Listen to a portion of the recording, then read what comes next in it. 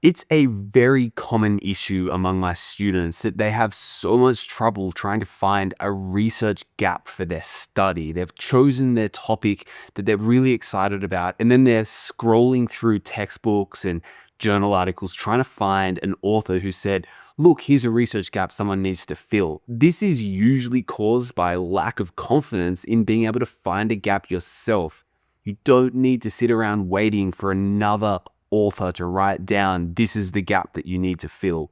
It's your job as the writer to find that gap yourself and claim that space. But how do you go about doing that? That's why I give my students this 10 research gaps framework for identifying a research gap in any topic, no matter how crowded it is. In this video, I'm going to walk you through every single one of those gaps, and I'm going to give you this AI prompt where you can just enter that straight into your favorite tools such as ChatGPT, change the first line to insert your problem or topic, and it will spit out examples of potential gaps using these 10 research gaps modifiers. So it's really quick and easy to find research gaps. So let's start with the first type of research gap, and we call this a culture gap. This involves studying the problem among a distinct cultural group that hasn't been studied before. So here's an example. What are the ways in which children respond to secure attachment in Asian Canadian culture? So there might have been tons of studies conducted about secure attachment styles in various different cultures, or just more generally and more broadly, but no one zoomed in on a specific cultural group. And by zooming in on a specific cultural group, you make your study unique.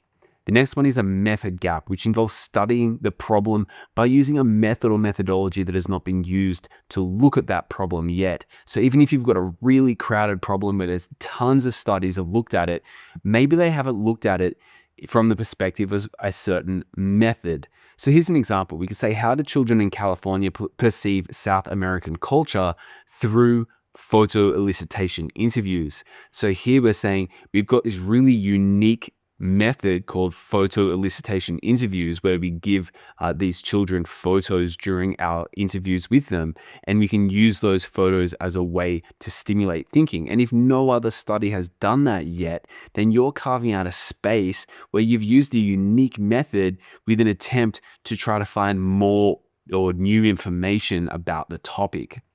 The next one is a location gap, where you could study a problem that has been studied all over the place, but not within your specific country, region, town, or city. And it may manifest uniquely in that region. So here's an example. How do accident and emergency nurses in Northeast England make sense of their experiences of trauma in the context of recent changes to regional hospital triage policies? Now, in this example research question, we're focusing on a specific region, Northeast England, and we're also justifying why we're focusing on that location with this mention of the fact that there have been recent regional hospital policy changes that make this area unique and interesting. The next gap is the time frame gap. A topic may have been studied all over the place, but no one's actually zoomed in on the specific interesting time frame which is under-examined, and you can claim that gap as your area of expertise to look at. So here's an example. How were female army nurses' contributions to the Korean War constructed in newspaper reports between June 1950 and July 1953. The next one is a setting gap, where you apply a problem to a specific setting that is under-examined, such as daycare settings. This one's really useful because you can simply say, this topic has been studied all over the place, but what about in daycare settings or in hospitals or in a certain type of school? So you can always get a topic that's really saturated and carve out a little niche within that topic to zoom in on. You can see how niching down through these gaps can help you to identify unique study ideas. So our example here is, how do mid-career autism specialists experience burnout when working in daycare settings? Next one is a theory gap. A topic may have been examined before, but not from the perspective of a particular theory. This one's a little bit more advanced because a lot of students don't actually use theoretical frameworks for their studies. But if you're using a theoretical framework, a theory such as feminism or strain theory, you can apply that theory as a lens for the analysis of the topic to generate new and rich data that hasn't been generated before, even though the topic may have been studied before. So here's an example. How can the lens of strain theory shed new light on working class men's perceptions of crime in their Chicago neighborhoods? Our next example is the age gap. The experience of specific age groups may not have been the focus of previous studies. So, for example, how do people between the ages of 30 and 35 perceive intergenerational injustice in the context of declining standards of living? So here now we're focusing on one specific age group. You could focus on your age group. So if you're a millennial, you focus on millennials. If you're a Gen Z, you focus on Gen Z. And how does this age group have a unique experience of a topic that may have been studied by plenty of other people, but not by zooming in on the unique experiences of a certain age group? Okay, next is our identity gap.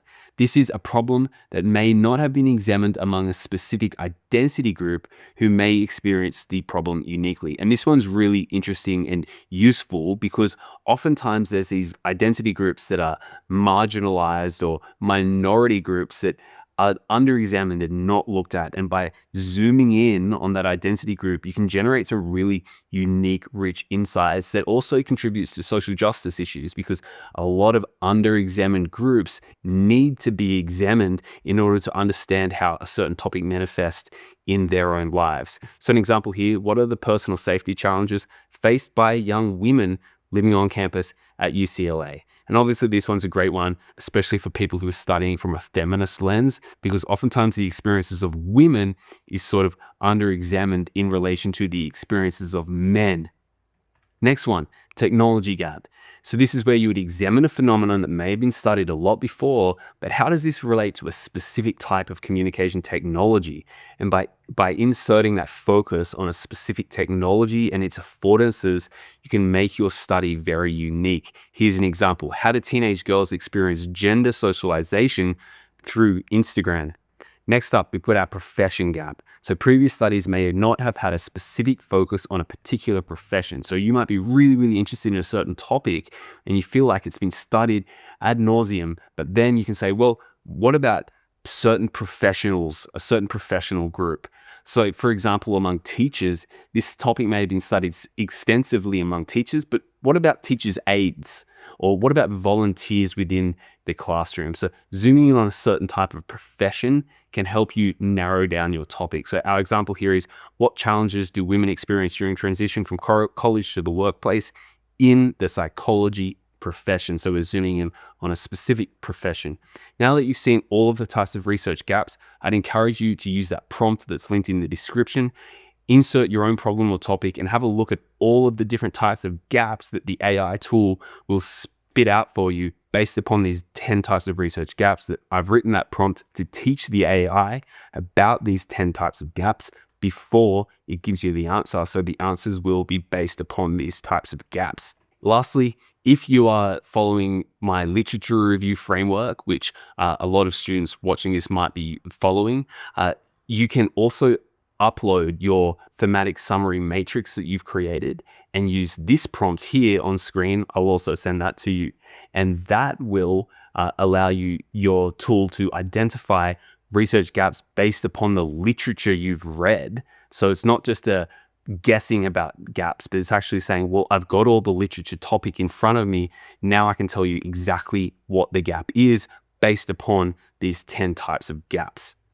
And if you're a student currently writing your literature review, I'll leave a link to the next video that you can watch, which is my literature review tutorial.